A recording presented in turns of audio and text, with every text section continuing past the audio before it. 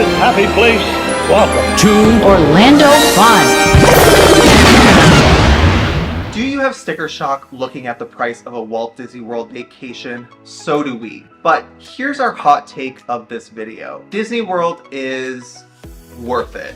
Now, are we saying that everything within Walt Disney World is worth the cost? Absolutely not. But the price of entry is totally justified. Here's the thing, you can go to Walt Disney World and spend thousands of dollars without even knowing it, but it may not be worth it. We are frugal people, so we know how to make every dollar count. So stick around till the end to find out our #1 tip on saving money on your Walt Disney World vacation. You will be surprised at how much you can actually save.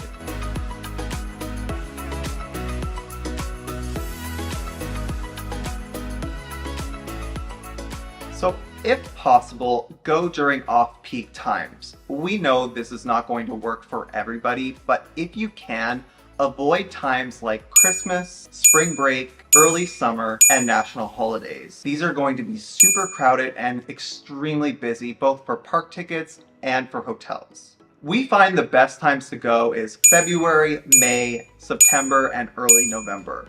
If possible, try to skip the weekends. We all know that on the weekdays, hotels tend to be cheaper. Plus, that also applies to park visits as well. Usually tickets are slightly cheaper on the weekdays because the crowds are smaller there. You'll have less waits because most people on the weekends tend to be annual pass holders or people that live around Florida. So going on a weekday is a win-win for your wallet as well as for your time at the park.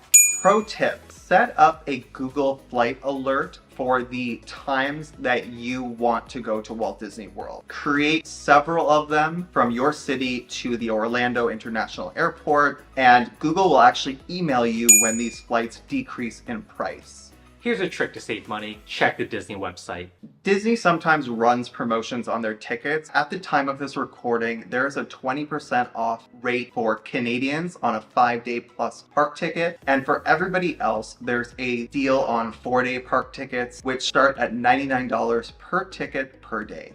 So if there are no discounts on the Disney website when you're looking to book, we highly recommend looking at reputable third-party websites. One of these in particular is called Undercover Tourist. So if you're staying 3 days or more, you're going to get a better rate through this website. They are not sponsoring this video. We are not getting commission from it. We're just trying to help you save some money. Now, if you're only staying 1 or 2 days, going direct through Disney is still going to be your best option. And whatever you do, just don't buy from sites like Kijiji because there are tons of scams out there. We'll leave some links in the description below to some reputable websites. There are a lot of add-ons at Walt Disney World that will stack up and end up costing you hundreds of extra dollars. We are going to recommend you say no to most of them. An example of this is skipping Park Hopper. We've been to Disney numerous times and we've never done Park Hopper. Park Hopper is super expensive and it applies to your entire trip. So let's say you're at Disney for 4 days and you only want to park hop on maybe 1 or 2 of those days. Well, Park Hopper requires you to buy the pass for all 4 days of your visit. So it does add up quite easily, especially when you're doing it for the entire family.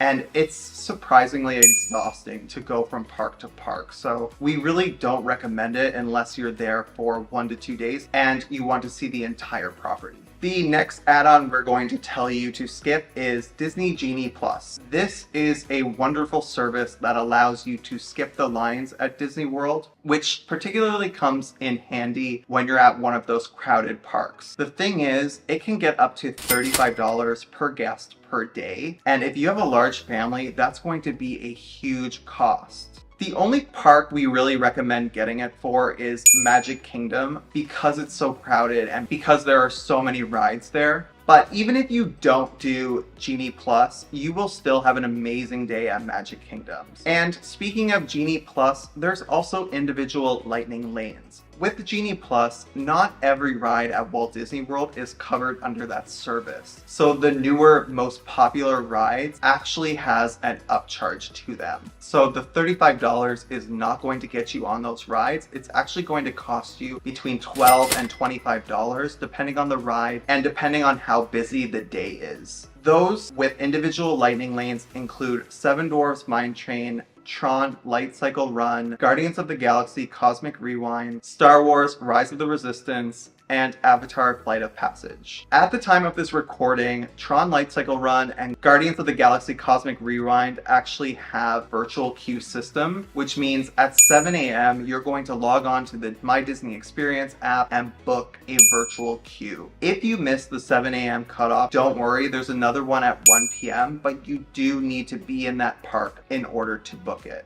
We have an upcoming series on rope drop strategies so that you don't need to buy those extras like Genie Plus or individual lightning lane. So make sure you're subscribed so you don't miss those videos. So when I was a kid, I had this impression that you cannot bring outside food and outside drinks into a theme park. When we went to Disney for the first time, we were quite surprised that you could do both of those. So if you're a big family, make sure to bring a backpack full of snacks to feed everyone so that you can go in between meals. You can also go up to any quick service restaurant and just ask for ice water, which is what we do quite often in the Florida heat. I feel fine. And the iced water is just there, it's readily available. Sometimes you don't even need to ask for it. You just go into the quick service restaurant and grab it.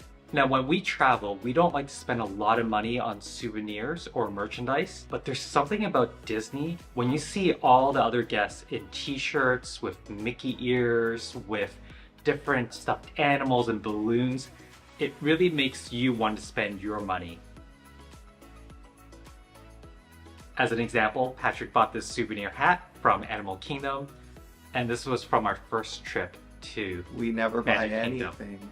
We never buy any of the souvenirs. So trust me, it will happen to you. You can't fight it. And with that, we'll see you on the next one. Bye! But here's our tip. If you don't want to spend the money on the marked up merchandise, you can actually go to anywhere off resort and you'll probably find it for a lot cheaper.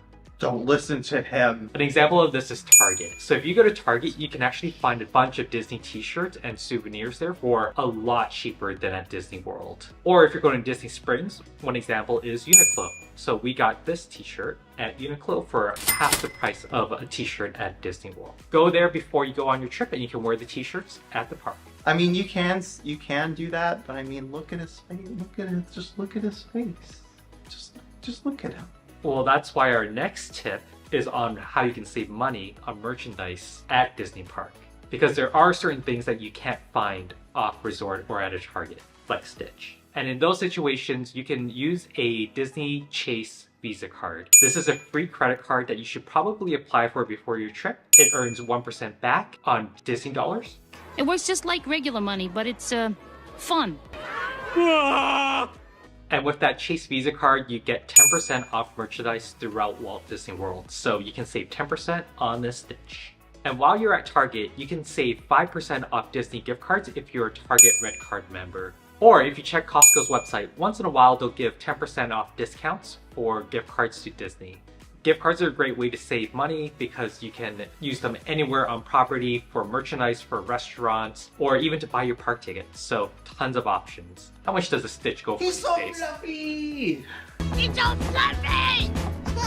This Stitch was like $100. If only we knew the gift card trick back then.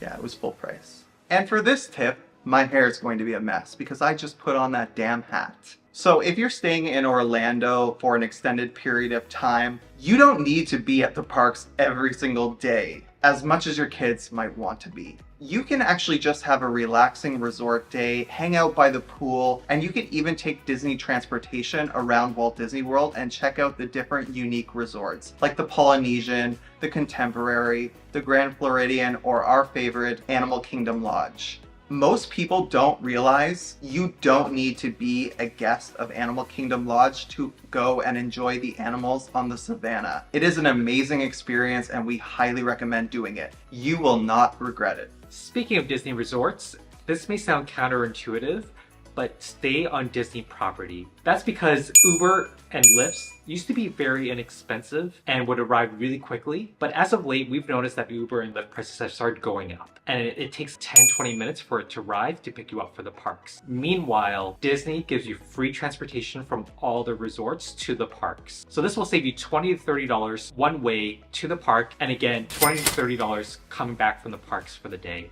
If you want a great, cheaper option to stay on Disney property, check out the All-Star Resorts. They are an incredible value and you still get all of those Disney perks like early park entry. We stayed during our last trip and we absolutely loved it. And when you get early entry into the parks, you can usually bang out some of the more popular rides, which means there's less incentive for you to get Genie Plus, back to our point earlier.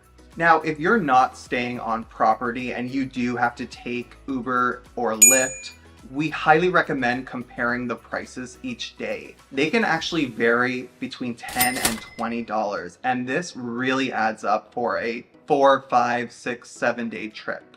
Here's a pro tip if you're staying off resort and you're leaving the parks during a busy time.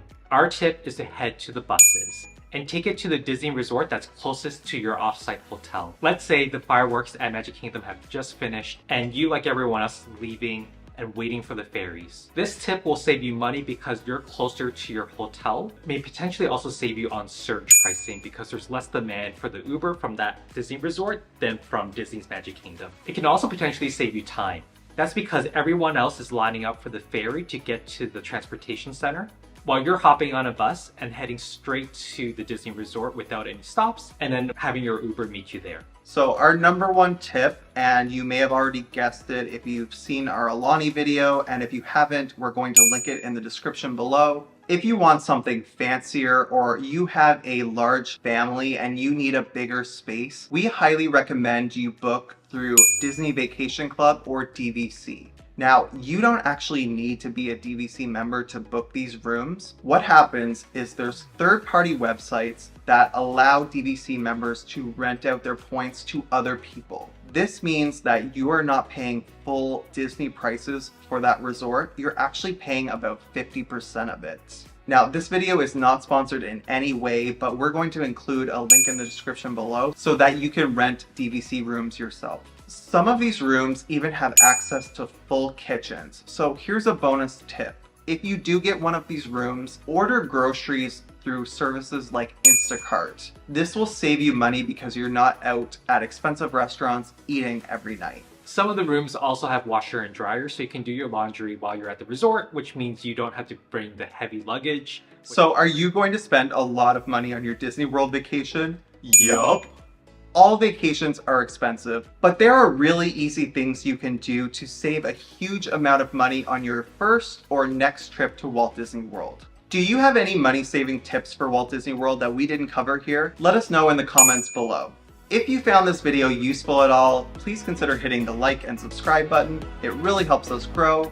And with that, we'll see you on the next one. Bye.